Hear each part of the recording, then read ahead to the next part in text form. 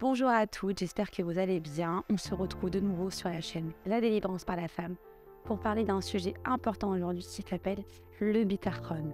Alors c'est un terme qu'on entend très souvent, mais on ne sait toujours pas comment l'appliquer ni quelle est la méthode pour y arriver. Et on va aussi parler de la distinction qui existe entre la émouna et le bitachon. Alors premièrement, on va définir ces deux termes. La émouna, c'est-à-dire je crois en Dieu, je crois en l'existence divine dans ce monde et je crois en ma religion. Et le bitachon, c'est au-delà. C'est je crois à l'action d'Hachem dans l'ensemble des choses que je vis, peu importe si je les comprends ou non. Et il y a des exemples parlants de l'ensemble du bitachon. Notamment un exemple qui est formidable. À la sortie d'Égypte, les Bnei Israël ont été soumis à des percussions énormes. Ces percussions-là ont pu être mises en avant par les Égyptiens et les Bnei Israël se sont retrouvés à un moment fatidique devant la mer.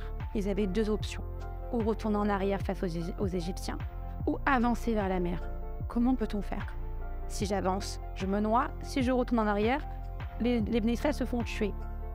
Et de là, on apprend une leçon énorme par Narshon, qui a fait une action de bitachon qui est un modèle pour l'ensemble des Juifs du monde entier. Je vais m'expliquer par rapport à ça. Narshon et Moshe Rabbeinu et l'ensemble du peuple d'Israël se sont retrouvés devant la mer. Ils n'avaient plus d'option. Moshe Rabbeinu a posé son bâton dans l'eau, dans l'espoir que la mer s'ouvre. Ça n'a pas fonctionné. Et Narshon a commencé à rentrer dans l'eau petit à petit, pas à pas, en se disant « Mon Dieu, je sais que toi tu peux tout. Même si moi je ne comprends pas, je continue d'agir, je continue d'avancer malgré l'eau qui monte sur mon corps petit à petit, car je sais que tu vas mourir cette mer. » Et il a eu la conviction, la kavana, la pensée tellement puissante que Dieu peut tout sauver, tout arranger, qu'il a été à deux doigts concrètement de se noyer. Et là, au moment où l'eau était au-delà de son visage, Hachem a ouvert la mer. Qu'est-ce qu'on apprend de ça? Comment se fait-il que Moshe Rabbeinu, aussi grand qu'il puisse être, en posant son bâton dans l'eau, n'a pas pu ouvrir la mer, mais Narshon, qui faisait partie du peuple, a pu ouvrir la mer? Quelle est la nuance entre les deux et qu'est-ce qu'on doit apprendre de ça? Eh bien, c'est très simple. On doit apprendre que tout juif doit être dans l'action pour que Hachem agisse à ses côtés. Ne pas rester avec ses acquis ou avec sa croyance ou avec sa spiritualité, même aussi élevée qu'elle puisse être, et d'attendre que les choses se passent. Akadosh Baruch Hu, ce qu'il veut, c'est qu'on se cale sur ce modèle de Narshon, qui est d'avancer coûte que coûte à travers cette mer, cette tempête, nos épreuves, et de toujours y croire.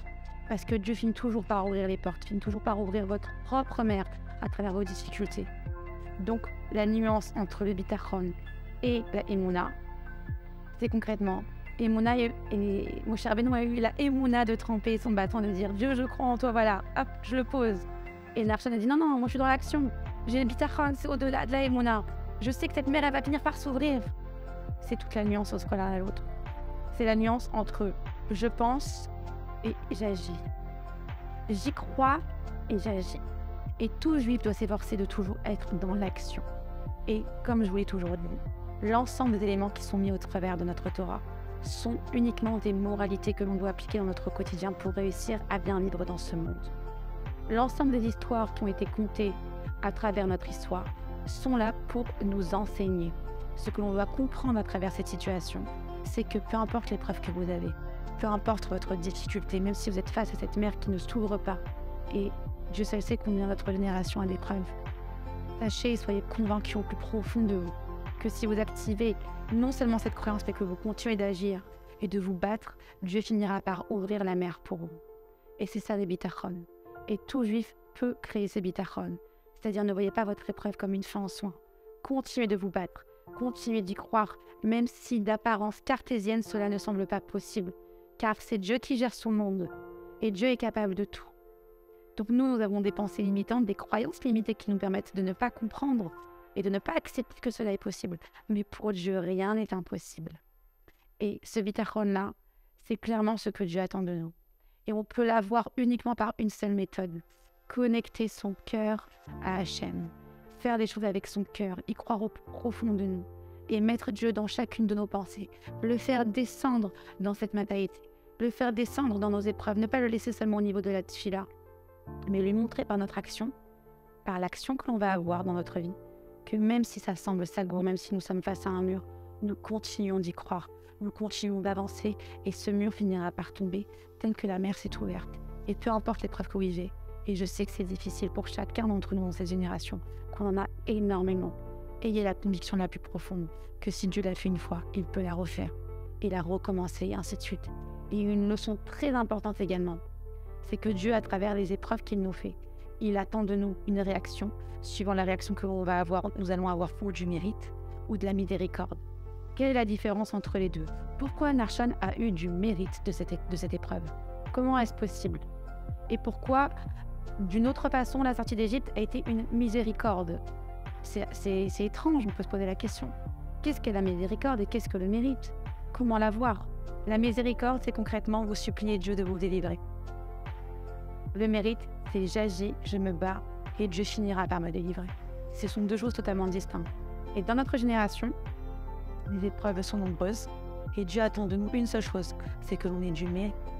Pour avoir du mérite, il faut constamment se battre, avancer et y croire, tel Narshon face à la mer. Et si vous faites ça, vous avez une délivrance par mérite, parce que vous le méritez et ça fait toute la différence. Je prends l'exemple d'un enfant avec ses parents. S'il se comporte bien et qu'il écoute et qu'il fait un travail sur lui, les parents sont contents de lui offrir un cadeau, ils le méritent. Or, s'il ne le mérite pas, mais c'est juste parce qu'il a pleuré, qu'il a fait un chagrin et que vous voulez juste concrètement qu'il s'arrête, c'est de la miséricorde. Ça fait toute la différence entre l'un et l'autre. Et également une seule chose aussi. Vous savez, nous sommes des Neshamot qui sont à travers un corps, qui reviennent dans ce monde. On ne sait pas qui on a été avant, on ne le sait pas. On sait juste une chose, c'est qu'on revient sans cesse dans ce monde. Tout le monde le sait. Comment se fait-il que Dieu ait fait confiance en notre Neshama dans les précédentes vies, de nous remettre dans ce monde, de nous relaisser une chance de réparer, de réussir, et que nous ne sommes pas capables de lui faire confiance? Il y a un problème. Lui est capable de nous faire confiance et nous non. C'est pas normal. C'est-à-dire qu'il faut activer en nous cet élément et comprendre que tout ce qui vous arrive, c'est pour votre bien. Tout ce qui vous arrive, c'est une leçon, c'est une moralité. Vous avez quelque chose à comprendre, c'est un enseignement. Il n'y a pas plus grande école que la vie pour comprendre et apprendre. Et tout le but de cet apprentissage, c'est de s'élever.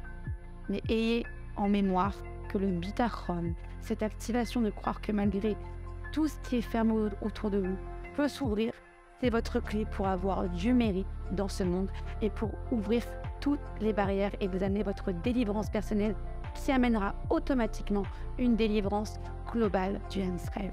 Je vous dis à très vite.